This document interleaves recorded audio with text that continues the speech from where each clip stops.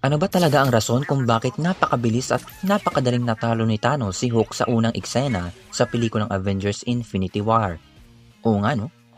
Isa ito sa mga hindi natin inaasahan lalo na't alam naman natin ang taglay niyang lakas. At sa mga nakaraang pelikula, isa siya sa mga karakter na matitibay at malakas ang loob. Pero minsan na rin natin siyang nakita na mapatumba ni Tony Stark gamit ang Hulkbuster I'm sorry. at ang kapangyarihang taglay ni Scarlet Witch at hindi niya rin kinaya ang ilan sa mga teknolohiya ni Hank Pym mula sa Marvel's What If series.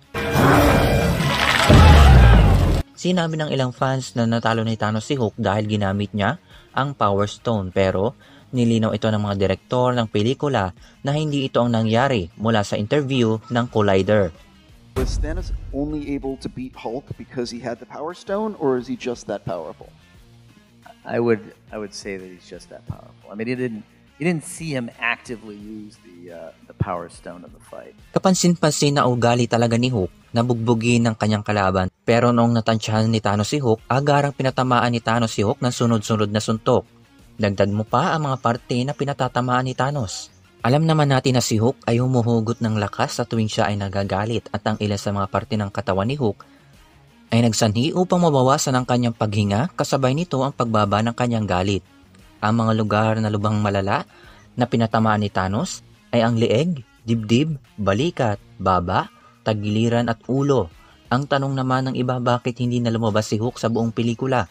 Inakala ng iba na natakot na si Hulk at nahiya sa nangyari.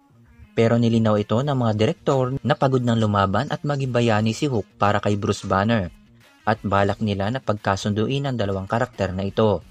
At ang kinalabasan ng kanilang idea ay ang pagkakaroon ng Professor Hulk na base sa Marvel Comics.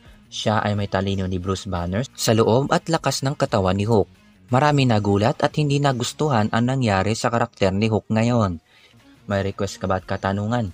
Comment lang kayo dyan sa baba, leave a like, subscribe, mstream, smash that bell upang hindi mo malagpasan ang mga video na mapapasabi ka ng oo nga no.